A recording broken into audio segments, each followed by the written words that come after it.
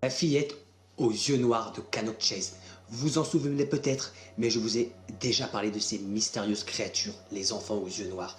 Au cours de l'été 2021, Kelly et Ben ont rencontré une petite fille aux yeux complètement noirs dans une forêt de Staffordshire à Beach Valley. D'après leur témoignage, elle tournait autour d'une tente en riant et en se déplaçant d'une manière impossible pour les humains avant de se dissimuler derrière des arbres. Bonjour à toutes et à tous, bienvenue pour une nouvelle HVP, Histoire vraie paranormale, dans True Paranormal History.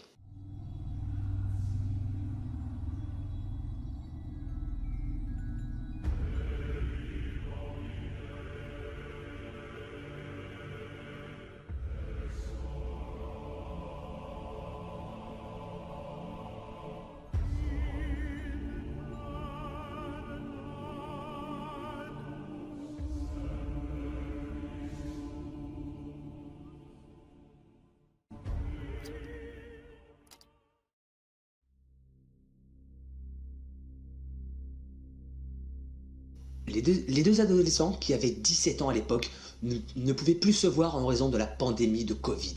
Ils se sont donc arrangés pour aller discrètement camper au milieu de la forêt. Aux alentours de minuit, ils ont entendu quelque chose bouger près de leur tente. Pensant à un cerf, ils sont restés immobiles et silencieux pour ne pas l'effaroucher. Au bout d'un certain temps, ils ont réalisé que les bruits étaient des bruits de pas. Ils ont dézippé leur tente pour jeter un coup d'œil à l'extérieur. Et le rire d'un enfant a résonné dans la forêt sombre. Intrigués, ils ont allumé leur torche, et Ben a remarqué une petite fille qui courait d'arbre en arbre. Elle se cachait parfois derrière un tronc, tournait la tête dans leur direction et se précipitait vers le suivant. À un certain moment, elle s'est avancée dans la clairière et s'est plantée devant eux. « J'étais absolument terrifié, a déclaré Kelly. J'avais lu des histoires sur l'enfant aux yeux noirs dans les journaux, mais ce n'est lorsqu'elle s'est tenue juste devant moi que j'ai vraiment pu y croire. J'ai su instantanément que nous avions affaire à elle parce qu'elle se déplaçait d'une manière inhabituelle. Aucun être humain ne peut bouger comme ça. Elle semblait se téléporter quand elle se déplaçait et se cachait derrière les arbres. » Ben a ajouté. « J'ai braqué ma torche directement sur elle et elle est restée là, à nous regarder, avec sa tête légèrement mouillée. À ce moment-là, les rires ont commencé à devenir de plus en plus forts. On aurait vraiment dit qu'ils venaient de tout autour de nous, même si je pouvais voir qu'elle était juste en face de nous. Ça n'a duré que quelques secondes, mais c'est vraiment perturbant. Puis elle s'est penchée un instant, comme si elle avait voulu ajuster ses chaussures, s'est redressée, elle a couru vers un chemin voisin, à travers une partie particulièrement dense de la forêt. Terrifiés, ils ont refermé la fermeture éclair de leur tente. Ils se sont blottis l'un contre l'autre et ils ont attendu que le soleil se lève. Quand ils ont enfin osé bouger, à 7 heures du matin, ils ont trouvé des tas de pierres uniformément disposées autour d'eux et d'étranges morceaux de bois suspendus dans les arbres. Ils ressemblaient à des capteurs de rêves. Ben et Kelly se sont dépêchés de faire leurs valises avant d'entamer la marche d'une quinzaine de minutes qui devait les ramener à la civilisation.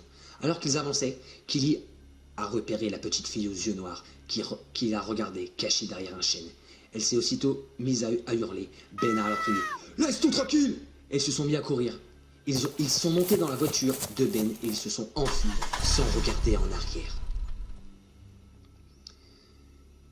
Les premières observations d'un enfant aux yeux noirs dans la forêt de Cannock Chase datent des années 1980. Certains pensent que l'apparition est le fantôme d'une petite fille assassinée dans la région dans les années 1960. D'autres qui rejettent cette hypothèse sont convaincus qu'elle est un extraterrestre ou un démon. Lee Berkeley s'intéresse à la hantise depuis plus de 10 ans et il a publié 4 livres sur le sujet. Il pense avoir rencontré la fillette aux yeux noirs de Beach Valley en avril 2018. « Elle est apparue à une centaine de mètres devant moi, a-t-il expliqué. Elle m'a regardé droit dans les yeux pendant une trentaine de secondes, puis elle a disparu, sans laisser de traces. » Il a également affirmé avoir vu un homme portant un uniforme démodé entrer dans German War Cemetery. Il l'a suivi à l'intérieur du cimetière et il a découvert qu'il avait disparu. J'ai tendance à croire que Cannock Chase est en quelque sorte une zone de portail paranormal où les êtres et les entités de l'autre monde peuvent migrer dans le nôtre, a-t-il déclaré pour expliquer l'intense activité de la région. Je crois que les bois sont hantés par des esprits, de nombreux défunts, mais il y a aussi beaucoup d'observations de monstres qui se produisent ici et je pense que ces créatures viennent dans un endroit beaucoup plus sombre. Lee, qui vit à Cannock, a passé environ des mois à écrire son dernier livre, Haunted Cannock Chase, True Ghost Story from the UK Spookies Location.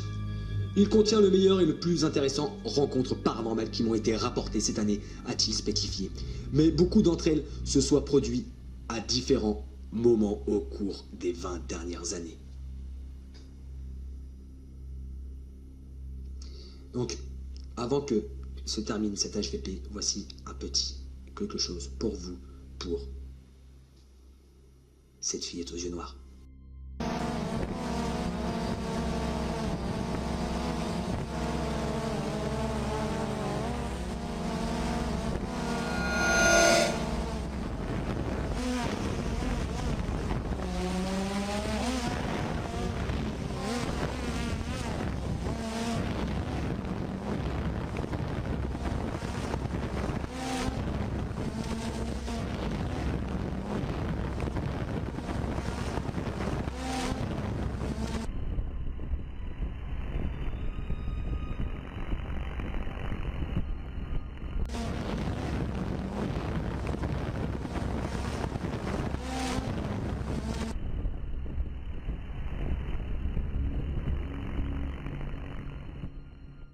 Comment se termine cet HVP.